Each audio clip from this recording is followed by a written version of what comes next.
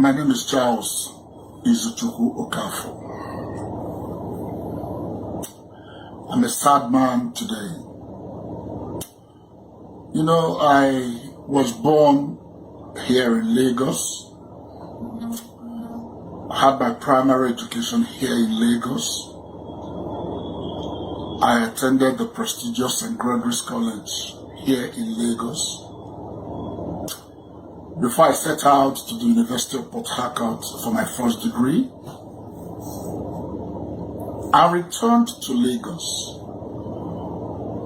for the mandatory National Youth Service program here in Lagos and proceeded to the University of Lagos, Akoka, here in Lagos for my master's degree.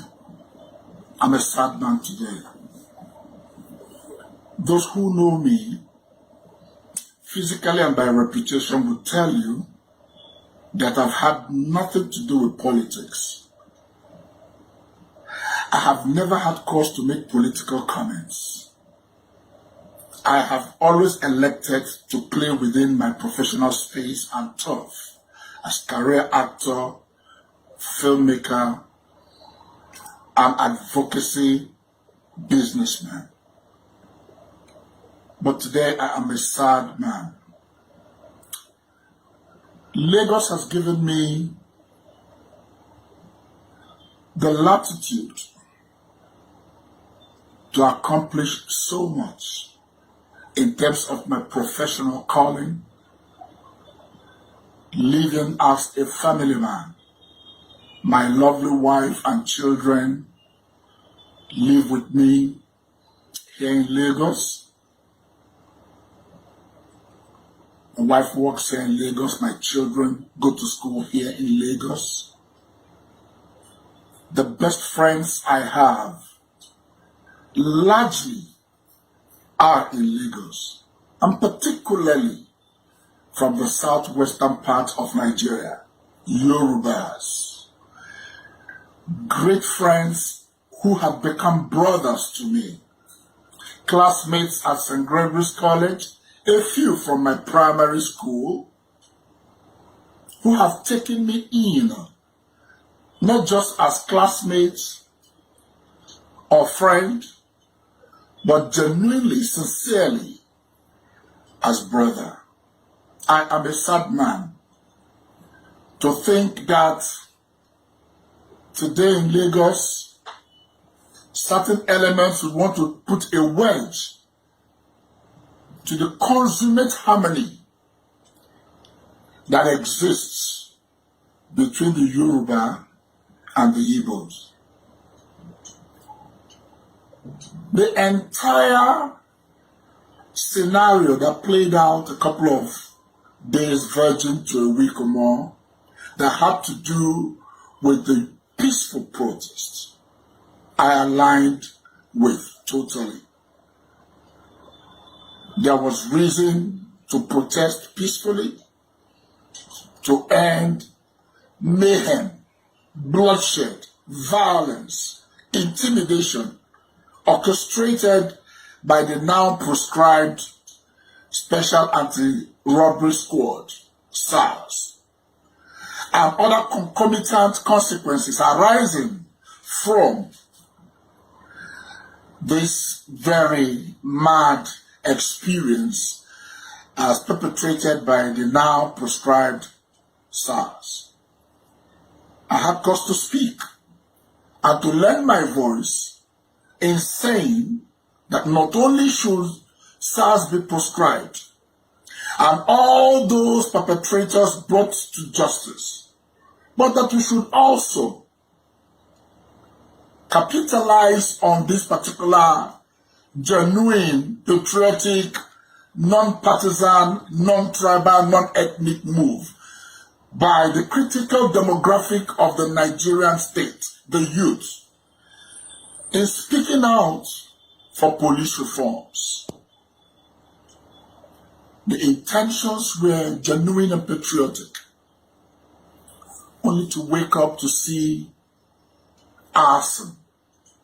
Our beautiful Lagos, lined with beautiful infrastructural edifices. I bleed that that historical noble city hall has been set alight. I bleed that the Nigerian Ports Authority building and marina. I bleed that the governor's mother's house, along with ShopRite in Surulere and many other places, have been touched. I can say from here that responsible young men and women couldn't have done that.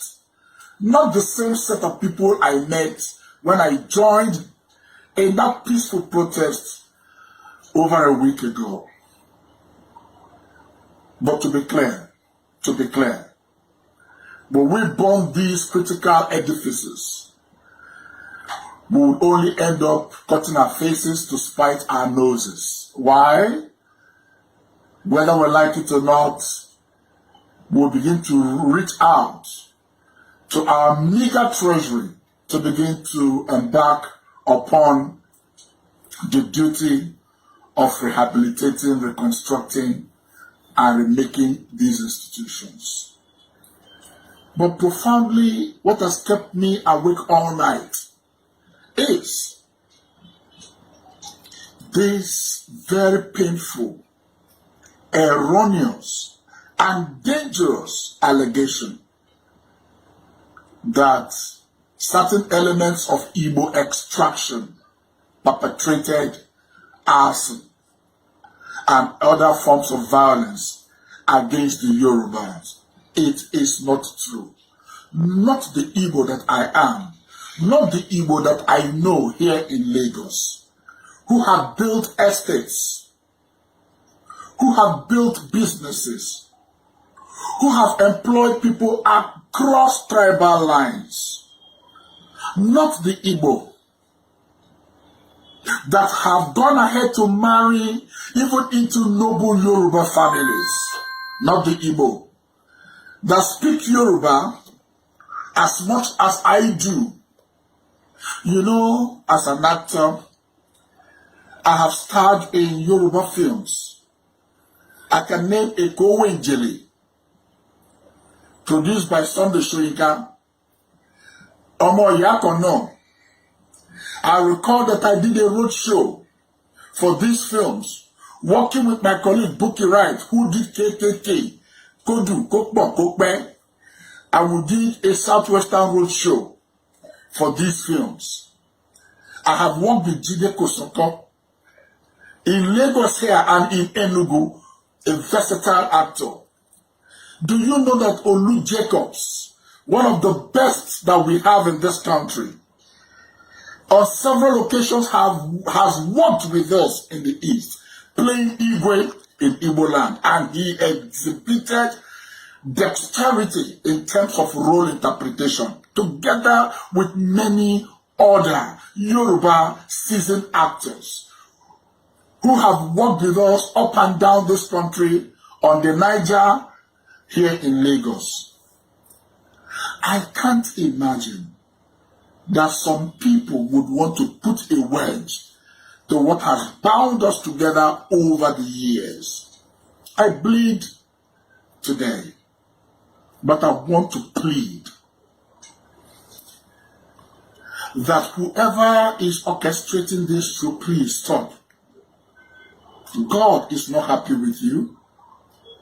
We should chart the path not only of peace, but of mutual coexistence. We are going through sobering trajectories at this time in our national life.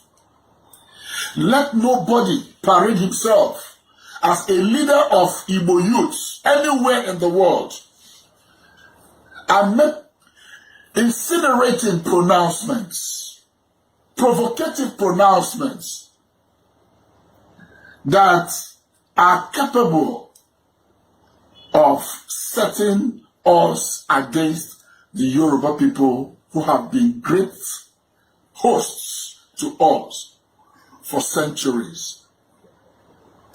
No Igbo man who has come to Lagos left Lagos unsuccessful, except those who deliberately orchestrated their own failure. The land of Lagos and Yoruba land in general have been of immense accomplishment to the Igbo man. The Igbo man is accommodating equally. The Igbo man is brotherly.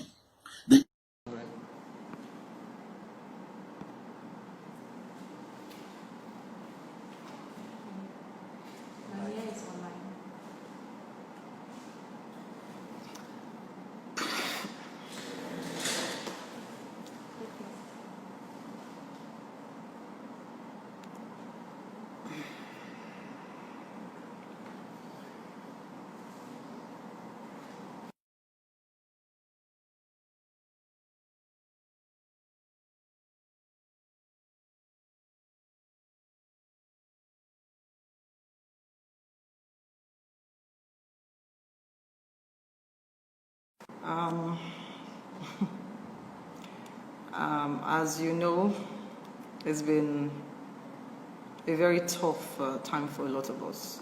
It's been a very tough 2 weeks leading to this time, and it has exceptionally been very tough for me because coming out from the trauma that we all went through, and after the broadcast, I felt some sense of, the broadcast I'm talking about, the broadcast with the president. I felt some kind of dissolution, just like everybody else. It felt like suddenly, everybody was very tired, and rightfully so. And I felt some sense of urgency to quickly call us back, because a lot of the tweets that were coming in were about people saying they wanted to leave the country, and you know how we are, we started to make jokes about these things. I started to get really worried that, a lot of people would just make jokes out of this and all our energy would go down. So I felt the urgency to quickly remind us why we are doing what we're doing, and to let us know that we are actually winning, and that we needed to stop the leaving talks and just get back online quickly and apply more pressure. If you followed my tweets that day, which I did I think about 5 or so, you would notice this quick succession of those tweets and what I was trying to say, and what I was trying to quickly tell people. Unfortunately, one of those tweets, the one which had the "if there are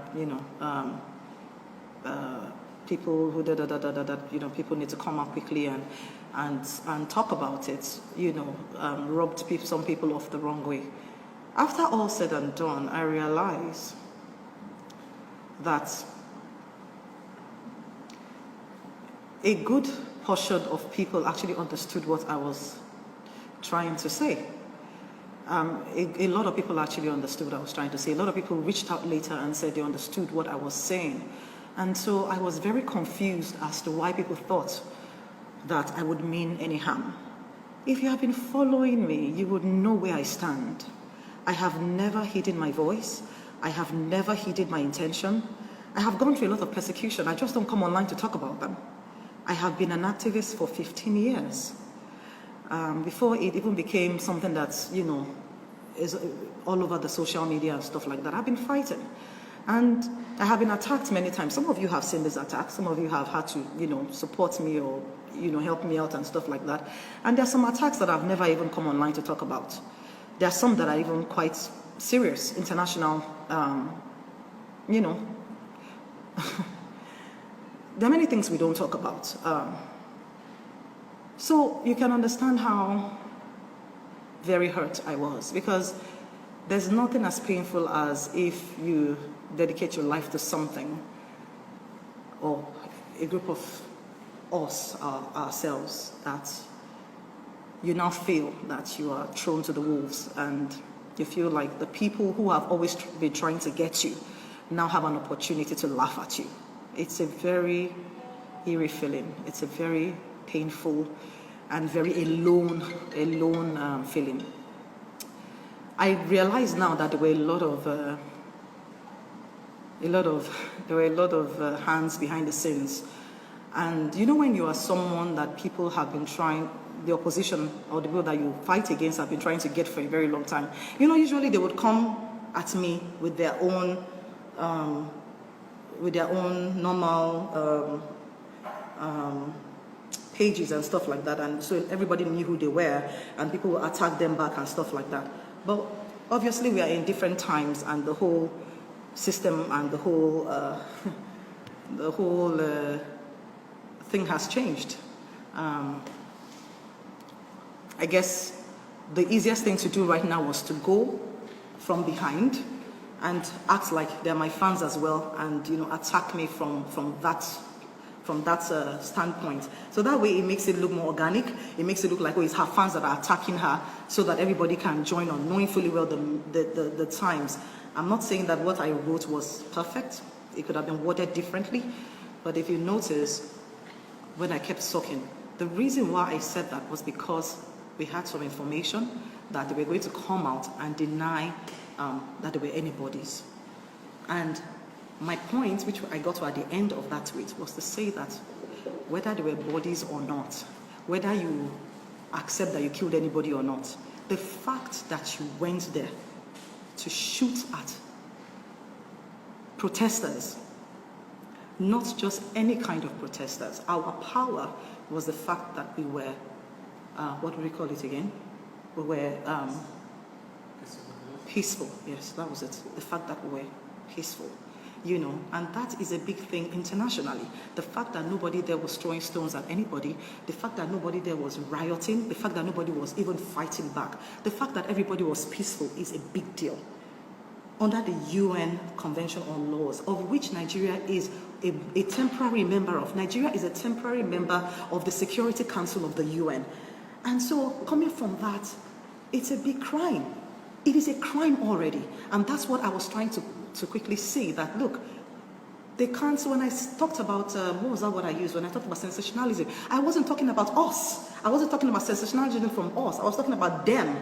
Because if you notice, there was a lot of talk, right? There was a lot of propaganda and a lot of this did not happen, that did not happen, and you know, and all of that. It was very confusing. And I was trying to say, they can't let them not slow us down, because whether that or not, the most important thing is you went there and they already accepted. Remember that they already accepted that yes, the military went there to go shoot. So they can't deny that. And already accepting that is a crime, a major crime. And so I was trying to quickly bring everybody back to that. So having said that, my people, this is what I had in mind. And this is what I tried to bring up. And if you go back to all the tweets that I have been tweeting before that time, you will see that this is where I have been. Now let me go and correct the notion, because I saw a lot of people saying Omotola was paid, Omotola has compromised, Omotola. I'm an orphan. I lost my father when I was 12 years old. By God's grace alone, I worked very hard to become where I am today. If you know my story, you will know that I am not somebody that compromises. I am not somebody you can lure. I am too stubborn. I'm a rebel. I am not somebody you can lure with money. I do not respect money. I do not live for money. I live for purpose. And I have never in my life been bribed by government, even in places where I could have collected and chopped mouth. I have never collected government's dime, one dime. So what exactly will I be needing that compromise for at this point in my life? Is it that at this point now God has not blessed me from nothing? What will I want to be compromised for? By who? Where? Who is that person that can bribe me? Please, please, please. It's very painful to hear those things. It's very painful. I've challenged them many times. I've challenged them. I've said, if there's anybody out there who is a government official who has ever given me anything should come out and say it. You knew the other time when we had a fight on Twitter where one of them came out and whatever, they said something about Jonathan, and I said, if you have ever given me anything, come out and bring out the proof. Did you see anybody come out with anything? So if I didn't then, why do you think I will now?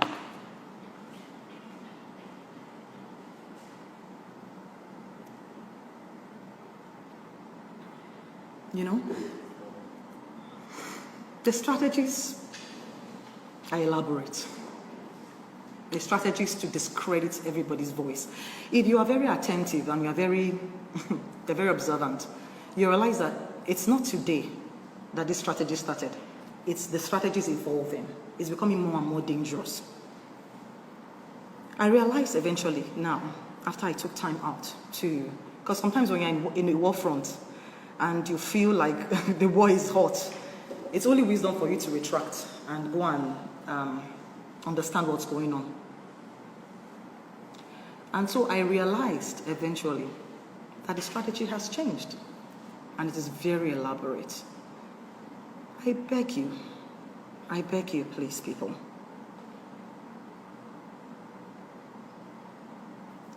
For the people that have been very consistent, we need your support, we need your help. Sometimes it feels alone doing this. It feels very dangerous and it feels very, you feel, sometimes you ask yourself, why am I doing this? So please, and please, Omotola is not after anybody's money. I can never be compromised. Everything I do for myself, for my children, for my children's children, for this country to get better. Because who does not want to live in a sane society? If you go and check my antecedents, I didn't just start today. I mean, I posted this on my Instagram the other time, where I said, I think I posted, what's the picture? I posted a picture side by side, yes, of me working with Enough is Enough 10 years ago. The picture is still there. 10 years ago. That was 2010. 2010. I mean, it's not the first time I've done that, but that was just, one of the, because they posted it, and so I had it to post. So, police brutality did not start today, and we've not been fighting it in just 2020. We started fighting it as far back as 2010. Imagine what we have been through. Imagine the attacks, and we are still fighting it today. We are still fighting it today. But more than ever, we are closer to solutions. More than ever, there is hope. More than ever, we are getting to a point where we can finally see some light. It has taken a lot of energy, a lot of people, a lot of fight, a lot of, tenacity to get to where we are. And I just want to say thank you to everybody who is adding their voice, who is not letting out, who is pushing. God bless you. Don't stop. We are closer.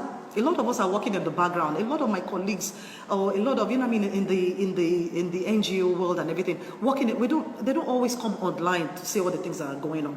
But we're close. We're close, and a lot of things are happening. And I still want to end, because I'm not going to stay on this life for very long.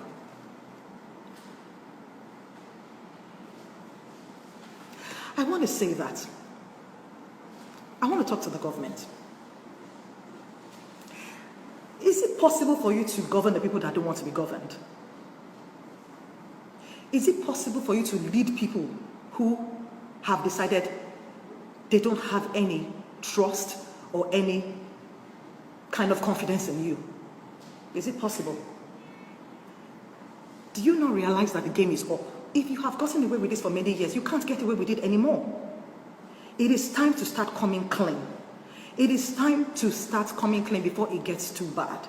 I am begging you. Now we have a panel. Please let it be true. Let us find the right answers. And if you cannot, you cannot find the right answers, get out of the way.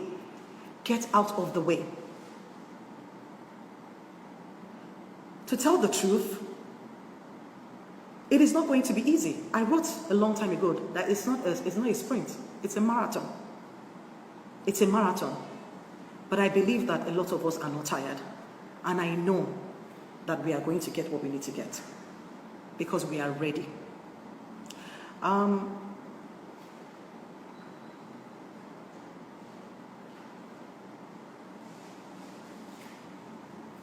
Just on the comments now.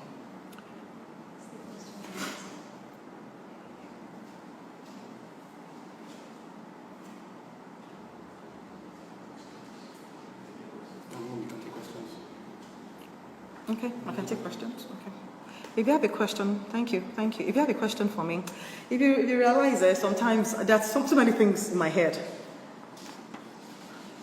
but I understand the times we're in, and it's a very hard time for all of us. It's a very hard time for all of us. So I'll take your questions and I'll answer as many people as I can. God help us.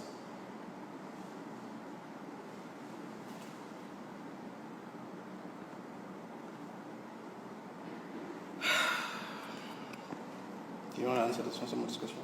Okay, what is this?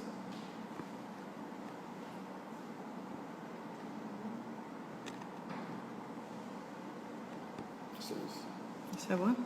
So it says initially that you were misunderstood. I hope you're doing fine. Yes, I'm doing fine, thank you. I'm doing well. Yeah, I was totally misunderstood, but I'm glad that after the whole thing has died down, a lot of people have reached out and said, after the whole initial controversy, that they've gone back to read my tweets and that now they understand what I was trying to say. But I hold on to what I've always said, and which is we need answers. We need to know who ordered that shooting. Who ordered the shooting? Who removed the cameras? Who turned off the light? You can't wish it away. Do you want to answer this? Can you answer this question? Do you think there is hope for the ongoing investigation? I'm a very optimistic person, and I believe that by God's grace there will be some kind of report. The question was if I have hope for the ongoing investigation. I mean, there are credible people there that are representing us. There are strong voices, and so I believe that things are going to come at them. Things are going to come at them, but I know they are strong people and they'll be able to withstand. Do I feel like this will bring out the kind of results that we want? I hope so. I really hope so. But I feel that the climate is different, and I feel we are at a time when nobody's going to let go. So if their plan is to sweep things under the carpet, because they've done this kind of panels before. At least I've been called to one. I think it was 2017. So if the plan is to use this one to delay people and just, I mean, I'm sure by now they know this time around it won't work. Yes, something else. If all voices are one as yours, we will get there soon. Thank you. I hope so. Amen. Some questions on Twitter. Sorry? Ask some questions on Twitter. Can you read them to me, please? The feminist coalition, how do we ensure they don't stop supporting this cause of police brutality? So I don't know the people at the Feminist Coalition. I don't know them personally, but I have friends who are common friends with them. Because, most of us are all in the same circle, the NGO circle and all of that. And I know they're very honorable people. I'm sure they won't stop. I mean, because what you guys don't understand is, I know that people have failed us. And I understand. I understand it. People have failed us. People that we've trusted have turned and gone into government, and then you're like, this person was a voice, and everything, and then they now use it for their own selfish game, and now they go for office and positions and all of that stuff. All I beg you is don't distrust everyone. Because what else do we have? If you distrust everyone, then what do we have? So I mean, let's try. Let's try until somebody proves beyond others that they are thieves or that they do this for their own interest. Let's give them some support and let's see how. Because sometimes it's discouraging when you're doing so much. And don't forget that this is a very dangerous thing that we do. And we have families. We have families. People are talking into your ear. You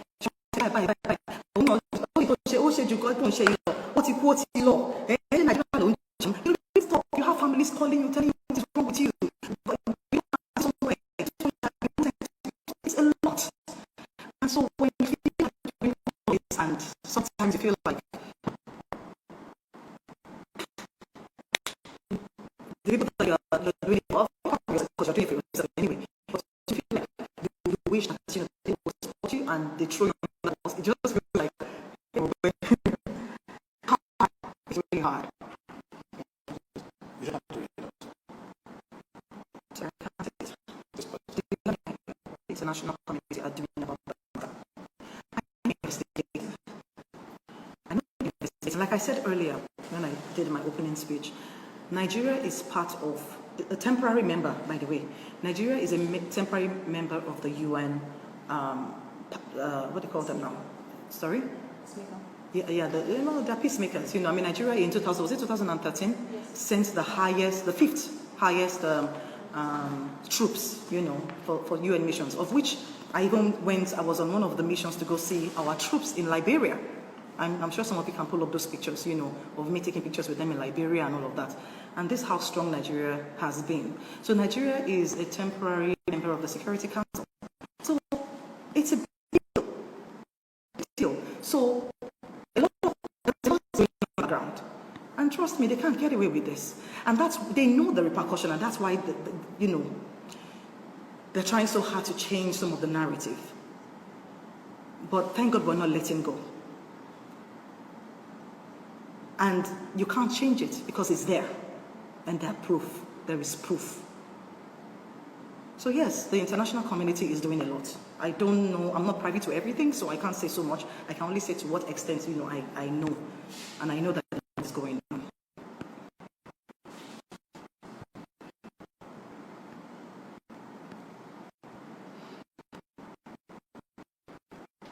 You think we can do to achieve our ultimate goal? Yeah, of this protest? I like what Mr. Douglas said, which is planning towards 2023. Because the truth of the matter is, in those days when there's a problem like this, the military will come in or there'll be a coup or something like that. Now, the world is frowning at that, so there can't be a coup. You cannot take out a legitimate government that was voted in, and all of that stuff. Except the protest continues and then, they're asked to step down or something.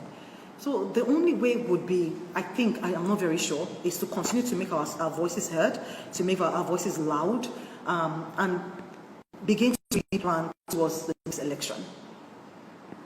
But a lot of people are scared to come out because people are like, if I come out, you don't trust me.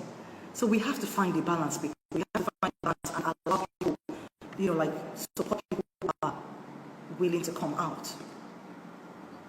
Guide them, but support them. I think I'm not sure it's another way to be honest. Take the pressure on and start with implementation.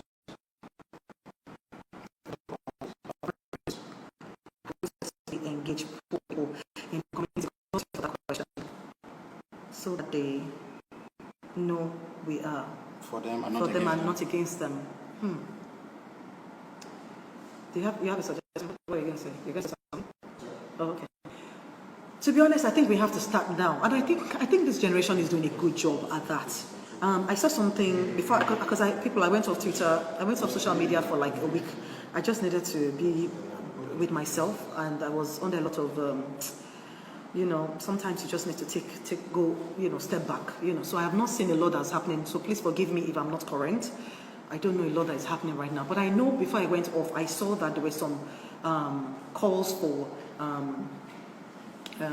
for bodies to now start to go to the grassroots. That at the end of the day, what is the point of all of this we're doing if people in the grassroots don't really understand politics, right? Yeah. Don't really understand. So I know that also as celebrities, we have a lot of work to do. I think we need to start doing a lot of PSAs, and we need to go to the market, we need to go to the grassroots, start to talk to them and engage them. Yeah, 1 minute. So I think we need to go and start engaging people, and engage people wherever you are. Don't think that, okay, my houseboy. Oh, I'll give you an example. In my own house, for example, the security people in my neighborhood, we engage them. And a lot of them you'll be very surprised that a lot of people are actually activists. They are real activists in their hearts, but sometimes they feel like people don't care what they have to say. So I think just engage everybody that you can engage. Engage everybody around you. It starts with that as well. I think this is the most important question, and Yes, the most important question, and this is how I am still going to end this, is who ordered the shooting? Who ordered the shooting? To be honest, I believe that we might need even the international community to come in, because I really doubt if I order the shooting, if I will hang myself. I don't want to say more than that, if you know what I mean. So we need to know who ordered the shooting of peaceful protesters at the Lekki Tollgate. There is no escaping it. There is no escaping it. And the earlier we can answer this question and move on, the better. God bless us. God bless Nigeria.